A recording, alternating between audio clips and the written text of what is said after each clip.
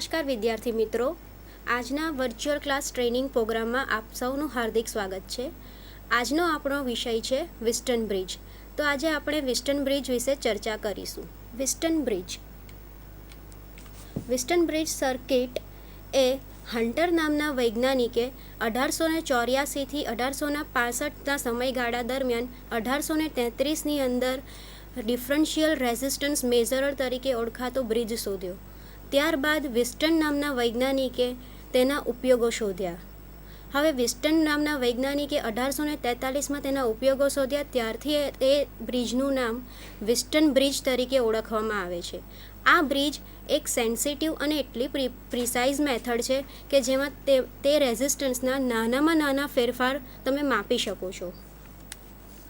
આ વસ્તુ કઈ રીતે પોસિબલ બની? તો કે ભાઈ ટ્રાન્સડ્યુસર. હવે ટ્રાન્સડ્યુસર શું છે? તો કે ભાઈ એ ટ્રાન્સડ્યુસર નોન ઇલેક્ટ્રિકલ ક્વોન્ટિટીનું ઇલેક્ટ્રિકલ ક્વોન્ટિટીમાં રૂપાંતર કરે છે.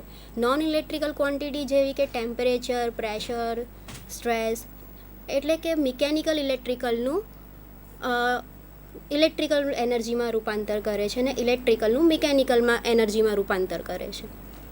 આ ટ્રાન્સડ્યુસરને એન્વાયરમેન્ટલ ચેન્જમાં ફરક પડે છે.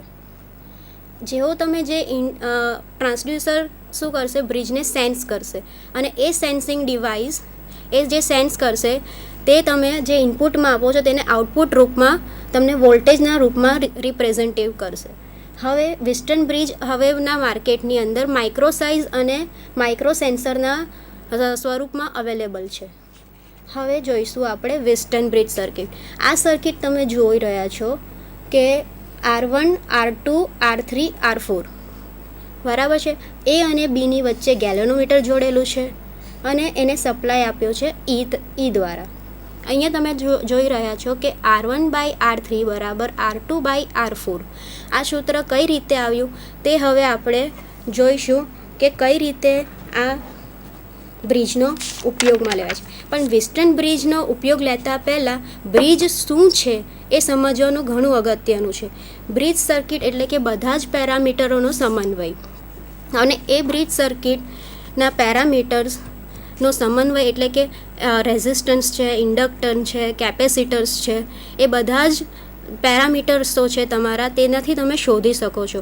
જેમ કે બધા ચારે ચાર આર્મ્સ હોય રેઝિસ્ટરના, તેનાથી એક બ્રિજ બને છે. તો તમે એક અનનોન રેઝિસ્ટન્સ શોધવા માટે પણ કરી શકો છો. ઇન્ડક્ટર અને કેપેસિટરનું બંનેનું કોમ્બિનેશન હોય તેનાથી પણ તમે એક બ્રિજ બનાવી શકો છો. કેપેસિટરનું પણ એક અને ઇન્ડક્ટરનું એક કોમ્બિનેશન લઈ લો કે એકલા કેપેસિટરનું કોમ્બિનેશન લઈ લો તો પણ તમે એનાથી બ્રિજ બનાવી શકો છો અને એના પેરામીટર માપી શકો છો. પેરામીટર એટલે nothing but the resistance, capacitance, inductance, આ બધા તમારા થયા પેરામીટર્સ. હવે બ્રિજ સર્કિટ એ એસી અને ડીસી બંને પર કામ કરે છે. હવે તમે જે પેલી સર્કિટ જોઈ હતી વિસ્ટન બ્રિજની, તે હવે આપણે અહીંયા જોઈશું કે કઈ રીતે પેલું સૂત્ર તારવી શકાય.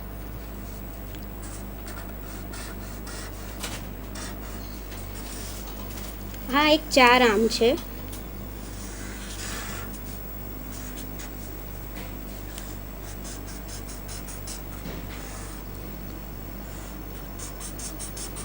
એ જ સર્કિટને હું બીજી રીતે બતાડું છું તમને કે કઈ રીતે ડ્રો થાય. જરૂરી નથી કે તમે એક જ સર્કિટને એક જ રીતે ડ્રો કરો, બીજી રીતે પણ તમે ડ્રો કરી શકો છો.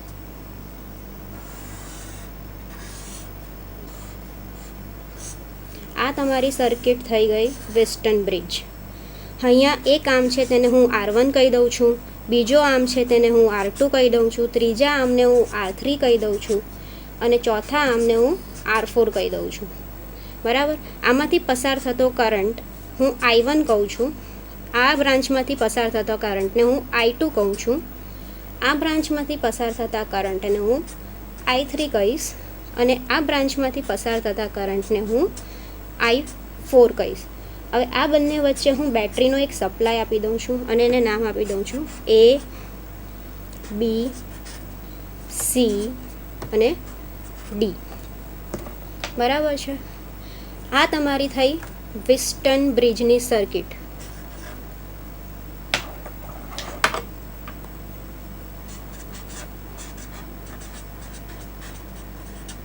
વિસ્ટન બ્રિજ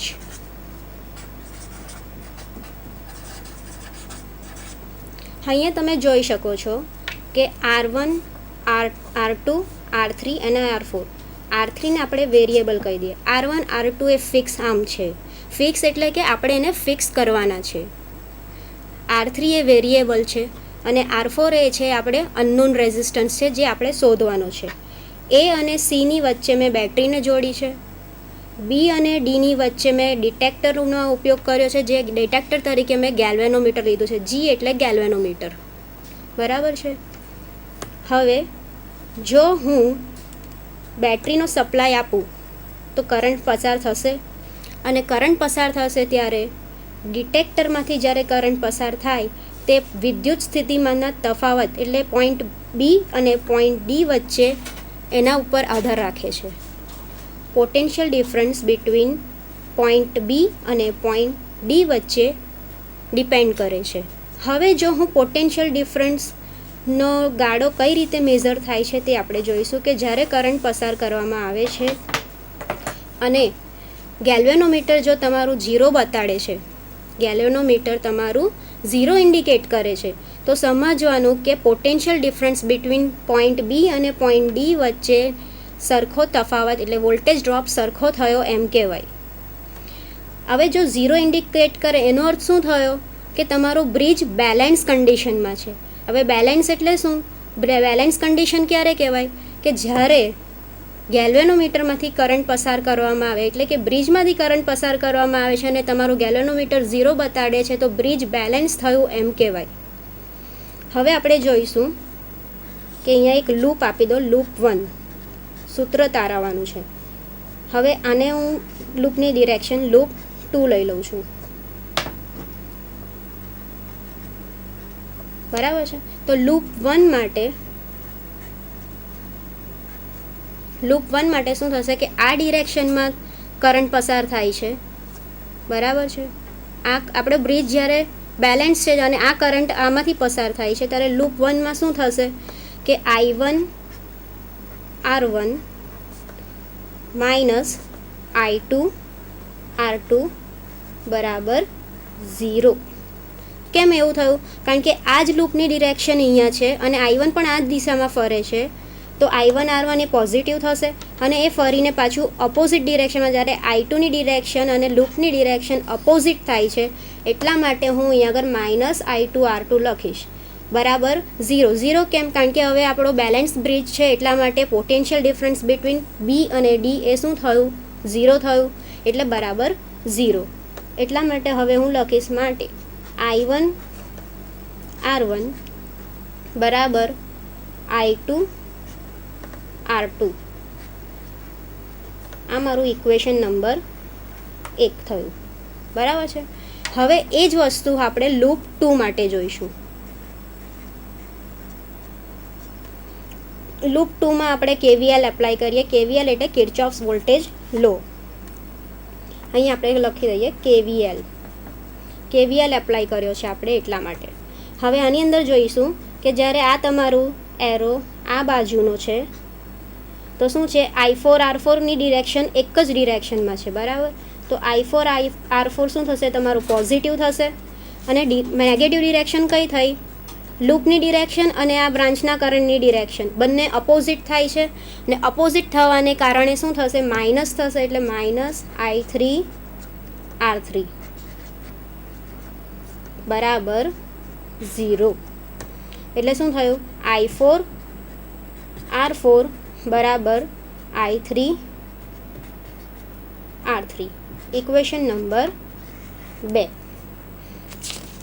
ચલો હવે આપણે જોઈશું પાછું કે ઇક્વેશન 1 અને 2માં જોયું હતું તમે કે શું આવે છે. ઇક્વેશન 1 અને 2 આપણે ફરીથી લખી દઈએ કે I1 R1 બરાબર I2 R2.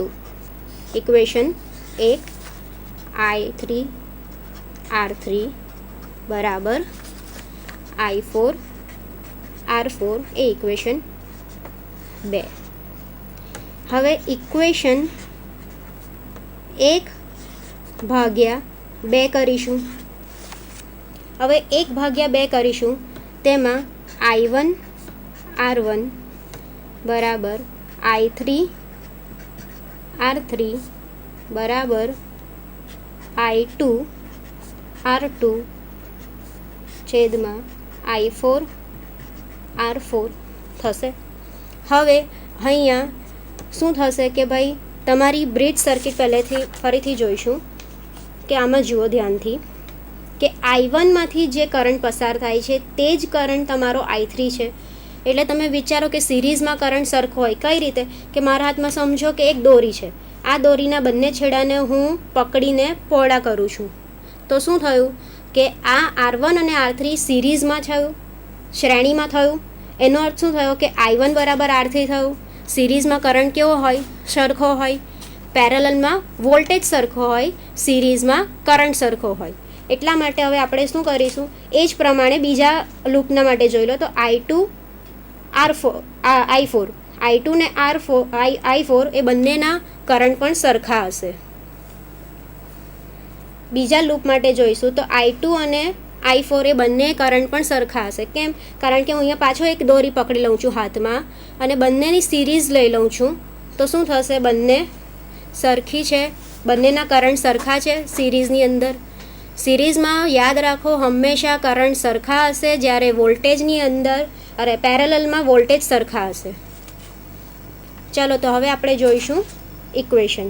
તો હવે આપણે લઈએ અહીંયા I1 બરાબર I3 અને I2 બરાબર I4 હોવાને કારણે શું થશે?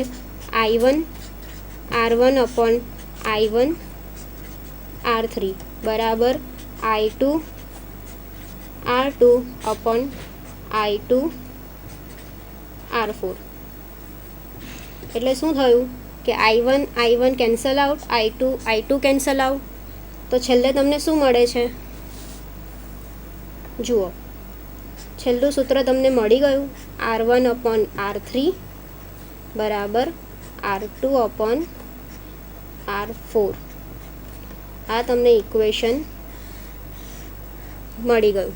આના પરથી તમે સમજી શકો છો કે 1, 2 કે 3 અવરોધ જો તમે જાણતા હોવ તો ચોથો અવરોધ તમે શોધી શકો છો. અને સબ્જેક્ટ બનાવી દો R4 ને.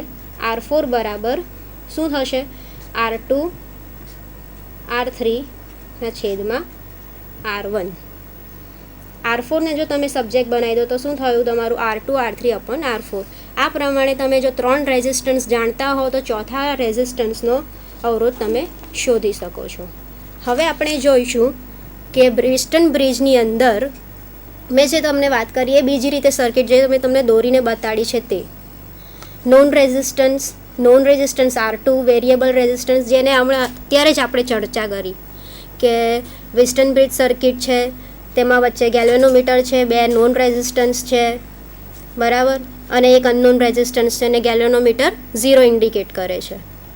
હવે આપણે આ બેલેન્સ કન્ડિશન હોય ત્યારનું આપણે સૂત્ર તારવ્યું બરાબર છે. અને ફાઇનલી આપણને R1 અપોન R3 બરાબર R2 અપોન R4 એ આપણને સૂત્ર મળી ગયું. હવે આપણે જોઈશું વ્હિસ્ટન બ્રિજ. પ્રેક્ટિકલી તમારી કિટ કઈ રીતે દેખાય છે તે તમે જોઈ શકો છો કે પહેલાંના જમાનામાં તમારે આ વ્હિસ્ટન બ્રિજનો રેઝિસ્ટન્સ બોક્સ મૂકવો પડતો હતો. તેની અંદર ટર્મિનલ્સ આપેલા છે, 4 આર્મ આપેલા છે, રેશિયો આર્મ છે, અને બાકીના 4 આર્મ છે. તે જ રીતે અહીંયા પણ તમારા 4 આર્મ છે. અહીંયા તમે જોઈ શકો છો 2 ટર્મિનલ છે, 4 આર્મ આપેલા છે, ગેલ્વેનોમીટર પણ ઇનબિલ્ટ મૂકેલું છે બરાબર. હવે આપણે વ્હિસ્ટન બ્રિજનો અનનોન રેઝિસ્ટન્સ તો જોઈ લીધો. આપણે જોઈશું કે પ્રેક્ટિકલી વ્હિસ્ટન બ્રિજ કઈ રીતે તમે શોધી શકો છો કે અનનોન રેઝિસ્ટન્સ તમે મૂકો છો ત્યારે તમે કીટ ઉપર કઈ રીતે કામ કરશો તે. આ કીટની અંદર એક 220 ઓહ્મનો મેં અનનોન રેઝિસ્ટન્સ લીધો છે. એ કઈ રીતે મને ખબર પડી? તો તમે એક થિયરીમાં પણ ભણી ગયા હશો કે તમે જુદા જુદા કલર કોડ ઉપરથી પણ તમે રેઝિસ્ટન્સને માપી શકો છો. તો આની અંદર મેં એક કલર કોડ લીધો છે જે હું તમને બતાવું છું કે જુઓ કે અહીંયા એક કલર કોડ છે.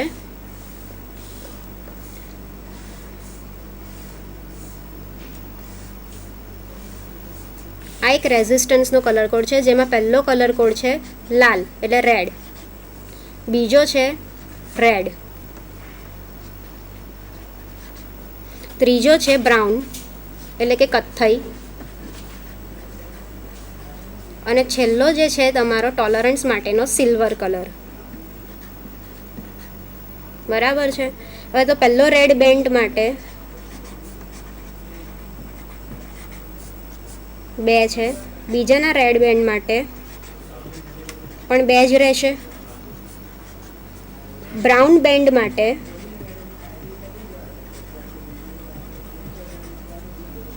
10^1 છે અને ટોલરન્સ છે ±10%. તો શું થયો આનો રેઝિસ્ટન્સ? 2 × 2 × 10^1 બરાબર ±10 ઓમ, એટલે 220 ±10 ઓમ %. મને આ થિયોરેટિકલી ખબર પડી ગઈ. હવે પ્રેક્ટિકલી મને મેઝર કરવું છે તો મને ખ્યાલ આવે કે થિયોરેટિકલી અને પ્રેક્ટિકલીમાં શું ડિફરન્સ છે. તે હવે આપણે જોઈશું કે પ્રેક્ટિકલી આ અનનોન રેઝિસ્ટન્સ કઈ રીતે મેઝર થાય છે. હવે આપણે જોઈશું પ્રેક્ટિકલી અનનોન રેઝિસ્ટન્સ કઈ રીતે મેઝર થાય છે. આ વેસ્ટર્ન બ્રેકની કીટ છે, બરાબર. તેમાં આ 1, 2, 3 ને 4 તમારા આર્મ્સ છે, બરાબર. આ તમારા અનનોન રેઝિસ્ટન્સ માપવા માટેના નોબ છે, જ્યાં આપણે અનનોન રેઝિસ્ટન્સ કનેક્ટ કરેલો છે, બરાબર છે. અહીંયા તમારું ગેલ્વેનોમીટર ફિક્સ કરેલું છે ઇનબિલ્ટ, બરાબર. અહીંયા બેટરીનો નોબ છે, જ્યાં આગળ બેટરી પણ ઇનબિલ્ટ છે. તમે એક્સટર્નલી લગાવવા માંગતા હોવ તો પણ તમે એક્સટર્નલી મૂકી શકો છો, જ્યાં એક્સટર્નલીનું બટન આપેલું છે.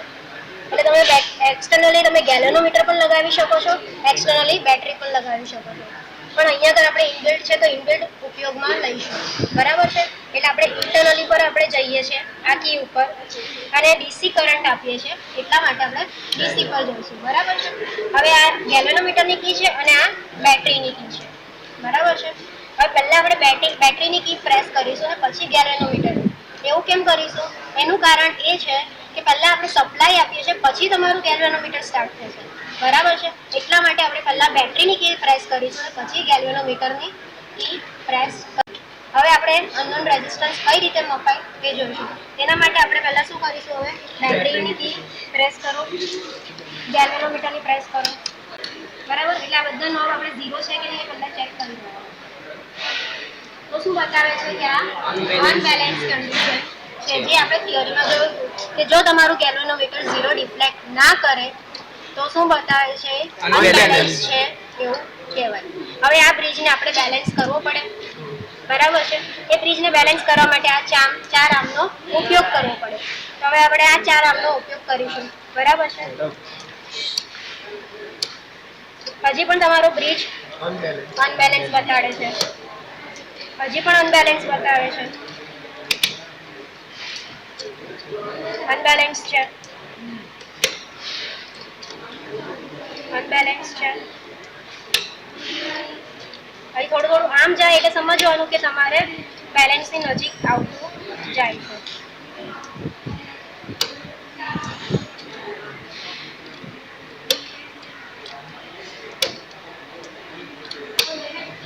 જુઓ, હવે તમારો બ્રિજ બેલેન્સ થયો એમ. હવે હું ગમે એટલો સપ્લાય આપું છું ને ગેલ્વેનોમીટરની કી પ્રેસ કરું છું, છતાં પણ તમારું બ્રિજનું ડિફ્લેક્શન 0 થી આગળ પાછળ જતું નથી. That means bridge is balance condition, બરાબર. હવે તમારે અહીંયા આગળ જોવાનું કે આ તો 0 જ છે, 0 × 1000 0, બરાબર. આને શું છે? 2 ઉપર છે, 2 × 100 200, બરાબર છે.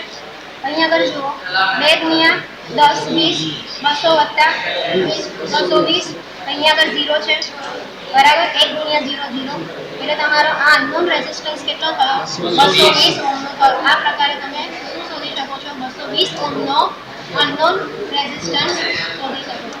હવે તમે અત્યારે જોયું કે પ્રેક્ટિકલી તમે વેસ્ટર્ન બ્રિજની અંદર અનનોન રેઝિસ્ટન્સ કઈ રીતે ફાઇન્ડ આઉટ કરી શકો છો. ઇન્ડસ્ટ્રીમાં જ્યારે તમારે આ મેથડનો ઉપયોગ કરવો હોય તો તમે કઈ રીતે કરશો?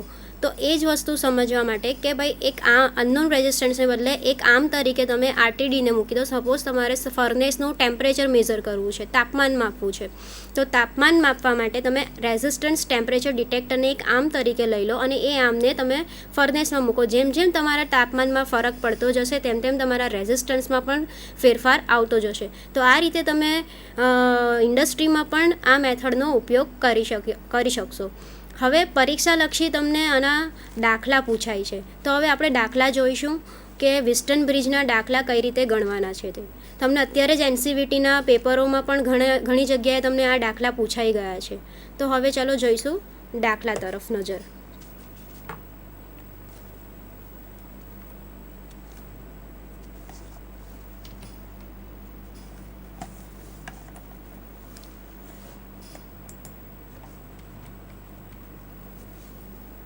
અહીંયા એક એક્ઝામ્પલ આપ્યો છે.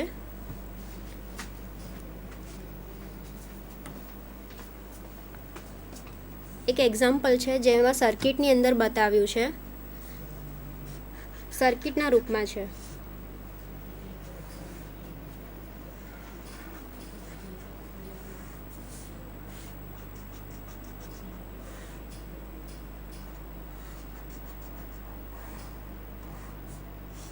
ચાર આર્મ તો દોરવા જ પડે વિસ્ટન બ્રિજની અંદર. પછી તમે બેટરી કનેક્શન બતાવશો. તેમાં R1ની કિંમત આપી છે 12 કિલો ઓહ્મ, R3ની કિંમત આપી છે 32 કિલો ઓહ્મ અને R2ની કિંમત આપી છે 15 કિલો ઓહ્મ અને તમારે R4 શોધવાનો છે. તો તમે જ્યારે બ્રિજ બેલેન્સ છે, બરાબર, બ્રિજ બેલેન્સ હોય ત્યારે તમારે શોધવાનું છે. હવે તમારે પહેલાં શું લખવું પડશે કે when my bridge is balance,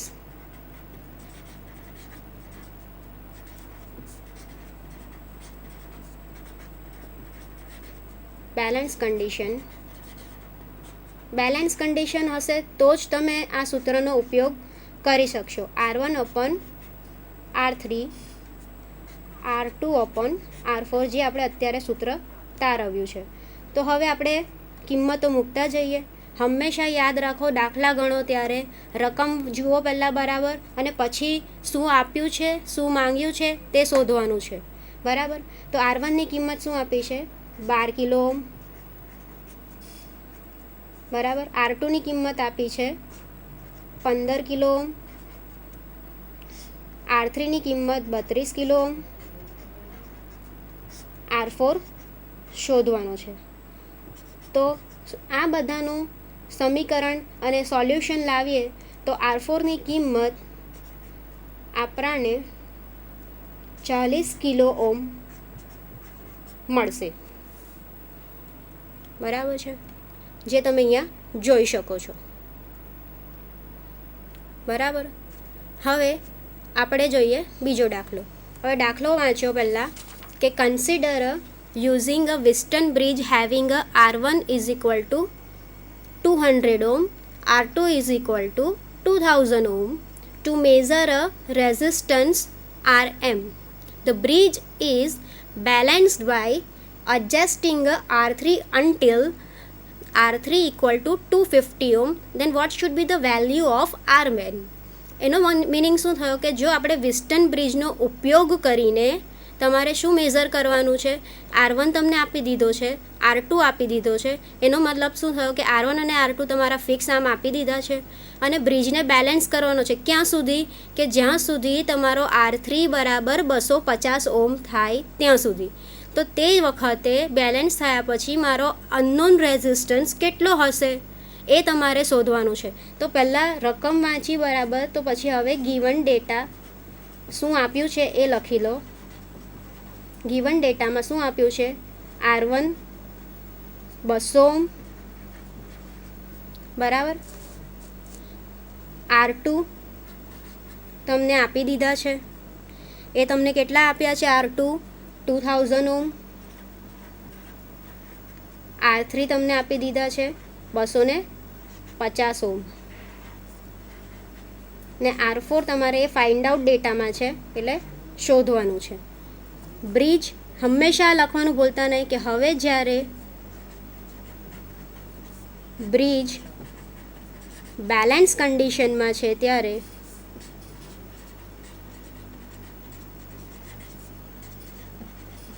balance condition define કરવું જરૂરી છે. કન્ડિશનમાં છે ત્યારે શું થશે આપણું સૂત્ર R1/R3 બરાબર R2/R4.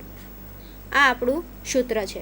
હવે કિંમત મૂકો 200 ઓહ્મ છેદમાં 250 ઓહ્મ બરાબર 2000 ઓહ્મ છેદમાં R4. હવે શું થશે કે R4 ને હું સૂત્રનો કરતા બનાવું તો શું થશે 2000 ઓહ્મ ગુણ્યા 250 ઓહ્મ છેદમાં 200 બરાબર મારો જવાબ શું આવશે 200 કેન્સલ. તો શું જવાબ આવ્યો 2 પણ કેન્સલ થઈ ગયા એટલે 2500 જવાબ આવ્યો મારો. આ મારો R4 શોધાઈ ગયો. 2500 ઓહ્મ મારો જવાબ. બરાબર છે. આ રીતે તમે દાખલા ગણી શકો છો. બરાબર છે. હવે બીજી રકમ જોઈશું કે a resistance bridge has a configuration in which R1 is equal to 120.4 ohm, R2 is equal to 119.0 ohm, R3 is equal to 119.7 ohm. What resistance must R4 for resistance balance. આ દાખલાની રકમ ધ્યાનથી વાંચો. શું કીધું છે R1ની કિંમત આપી દીધી છે, R2ની આપી દીધી છે, R3ની પણ આપી દીધી છે. અને શું લખ્યું છે હંમેશા દરેક રકમમાં એવું લખ્યું હોય છે કે બ્રિજ એ મારી બેલેન્સ કન્ડિશનમાં છે. ને આની અંદર શું માંગ્યું છે રકમ વાંચો ફરીથી કે what resistance R4 equal to must have. એટલે મારા રેઝિસ્ટન્સની R4ની એવી કઈ કિંમત હશે કે જ્યાં મારો બ્રિજ બેલેન્સ થશે એ આપણે જોવાનું છે. તો ચાલો પહેલાં આપણે ગિવન ડેટા લખી દઈએ. તો given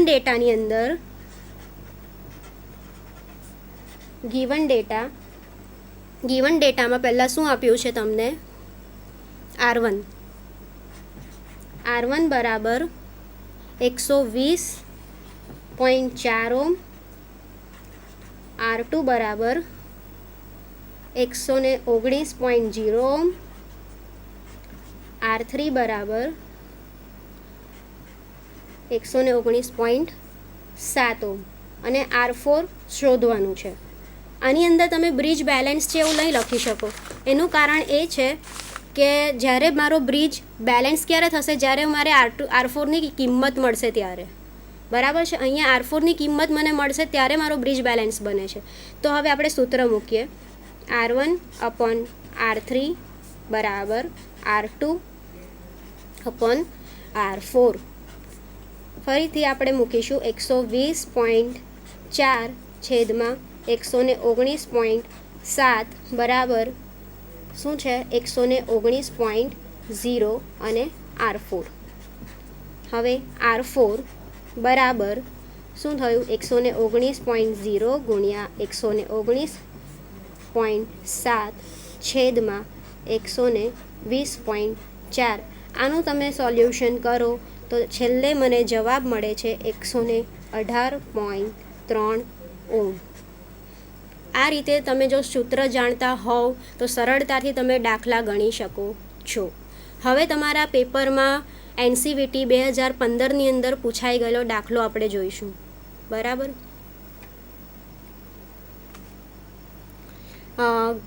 Given Western bridge is balanced when P is equal to 100 ohm, Q is equal to 1 kilo ohm, S is equal to 120 ohm. Calculate the value of unknown resistance. આ દાખલો તમારો NCVT 2015ના પેપરમાં પૂછાઈ ગયો છે. એટલે હવે આપણે જોઈશું કે આ દાખલાની સર્કિટ કઈ રીતે બનશે પહેલાં તો. બરાબર. એટલે સર્કિટ બનાવવાની છે આપણે, કારણ કે તમને 4 આમ આપી દીધા છે. PQRS જોઈને ગભરાઈ નહીં જવાનું. R1 R2 R3ના બદલે તમને PQRS આપેલા છે, તો આપણે સર્કિટ એ રીતે જ બનાવવાની, પણ R2 R3 R4ના બદલે તમારે લખવાનું છે PQRS. એટલા માટે જ હું સર્કિટ ડ્રો કરીને બતાવું છું તમને કે R1 R2 R3ના બદલે PQRS લખવાનું છે તમારે. બરાબર છે. આ તમારો P થયો, આ તમારો અહીંયા Q થશે, અહીંયા તમારો આ R થશે, અને આ વેરિયેબલ રેઝિસ્ટન્સ તમને આપેલો છે S. બરાબર છે. આ પ્રકારની તમારી આ સર્કિટ થઈ. હવે તમે તમે અહીંયા આગળ R1 લખતા હતા, અહીંયા R3 લખતા હતા, અહીંયા R2 લખતા હતા અને અહીંયા R4 લખતા હતા, તે જ પ્રમાણેની આ સર્કિટ થઈ. એટલે તમારું સૂત્ર શું બનશે આનું ડાયરેક્ટ? તો કે ભાઈ બ્રિજ બેલેન્સ હોય ત્યારે P/Q બરાબર R/S. બ્રિજ ઇઝ બેલેન્સ, એવું આપણને રકમમાં કહી દીધું છે. બરાબર. અંદર એવું લખેલું પણ છે, જુઓ એક વખત ફરીથી રકમ વાંચો. તમને રકમમાં શું કીધું છે કે given Wheatstone bridge is balance when P is equal to 0. Given ડેટામાં શું છે?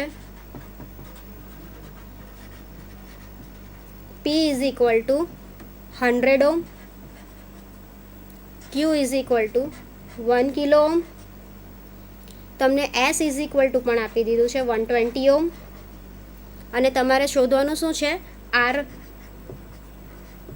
બરાબર છે. અહીંયા તમારે R શોધવાનો છે. તો તમારે હવે સૂત્ર મૂકી દીધું P/Q બરાબર R/S, અને બ્રિજ બેલેન્સ છે એવું કહી દીધું છે. તો હવે આપણે સૂત્ર મૂકીશું, રકમનું વેલ્યુ મૂકીશું. P is equal to 100 ohm, Q બરાબર 1 કિલો ઓહ્મ એટલે 1000 બરાબર. R તમારે શોધવાનો છે અને Sની વેલ્યુ છે 120. તો શું થયું? 100 ગુણ્યા 120 છેદમાં 1000 થયું આ બરાબર R. માટે R બરાબર આ ગયું, આ ગયું, આ ગયા 0 0 કેન્સલ આઉટ, એટલે શું થયું? 12 ઓહ્મ થયો. પણ તમારા પેપરની અંદર આ ABCDના ઓપ્શનની અંદર 12 કિલો ઓહ્મ નથી, 12 ઓહ્મ નથી, પણ જવાબમાં આપ્યું છે 1.2 કિલો ઓહ્મ. એટલે હું જો 12 ઓહ્મને R બરાબર 12 વડે ભાગું અને 12 વડે ગુણું તો હું અહીંયા 1.2 કિલો ઓહ્મ લખી શકું. એટલા માટે ઓપ્શનની અંદર આવી રીતે લખ્યું આપ્યું છે 1.2 કિલો ઓહ્મ. 12 વડે ગુણો અને 12 વડે ભાગો તો મારે અહીં આગળ 1.2 કિલો ઓહ્મ લખવા જરૂરી છે. જો હું 12ને ભાગ્યા 1000 કરું છું અને ગુણ્યા 1000 કરું છું તો 1.2 કિલો ઓહ્મ લખી શકાય. આ પ્રમાણે તમારો ઓપ્શન બી છે તમારા પેપરની અંદર, એટલે તમારો ઓપ્શન બી એ સાચો જવાબ છે. હવે આપણે છેલ્લો દાખલો જોઈશું, જેની અંદર તમને ખ્યાલ આવશે કે દરેક વખતે એક સરખું હોતું નથી. વિસ્ટન બ્રિજની અંદર કોઈ વખત ગૂંચવવા માટે પણ કંઈક વસ્તુ મૂકી હોય છે. હવે દાખલો જોઈએ છે લાસ્ટ, કે વિસ્ટન બ્રિજમાં it is known that a certain transducer has a resistance of approximately 800 ohm. ધ્યાનથી વાંચજો કે એક ટ્રાન્સડ્યુસરનો રેઝિસ્ટન્સ આશરે 800 ઓહ્મ છે, અને ટ્રાન્સડ્યુસરને એક રેઝિસ્ટર R1 કનેક્ટ કરેલો છે વિસ્ટન બ્રિજમાં. બાકીના 3 આર્મ જે છે, the other 3 arms of the bridge have the resistance of 800 ohm. બાકીના જે 3 આર્મ છે તે 800 ઓહ્મના છે. તો કેલ્ક્યુલેટ કરો કે અનનોન રેઝિસ્ટર શું છે. મોટી રકમ જોઈને ગભરાઈ ના જાઓ. તમને R જોઈને ગભરાવા માંગે છે કે 3 આર્મ ઓલરેડી તમને આપી દીધા છે, અને બીજા બ્રિજનો જે નોન છે તે પણ તમને કહી દીધું છે, આશરે 800 ઓહ્મ છે. તો તમારે અનનોન રેઝિસ્ટન્સ શોધવાનો છે. તો એ કઈ રીતે શોધીશું? તો આ 3 આર્મ તમને કહી દીધા છે, એટલા માટે R1 બરાબર R2 બરાબર R3 એ તમારા શું થઈ ગયા? 800 ઓહ્મ થઈ ગયા. બરાબર. અધર 3 આર્મ કીધું છે એટલે બરાબર. તમને અહીં આગળ શબ્દ વાંચો, the other 3 arm of the Wheatstone bridge have the resistance of exactly 800 ohm. એટલે તમારા 3 આર્મ 800 ઓહ્મના છે અને R4 તમારે શોધવાનો છે. એવું જરૂરી નથી કે તમે R4ને જ લઈ શકો છો અનનોન રેઝિસ્ટન્સ તરીકે, R1ને પણ લઈ શકો છો. R2ને પણ લઈ શકો છો, R3ને પણ લઈ શકો છો. તમે જે લેવા હોય તો તમે અનનોન રેઝિસ્ટન્સ તરીકે R4ને લઈ શકો છો, R1ને લઈ શકો, R2ને લઈ શકો છો. એ પ્રમાણે તમારી બ્રિજ બને છે, એ પ્રમાણે તમારું કેલ્ક્યુલેશન થશે. હવે આપણે મૂકીશું R1/R3 બરાબર R2/R4. એ તમારું સૂત્ર છે, બરાબર. એટલે હવે આપણે કિંમત મૂકીએ 800.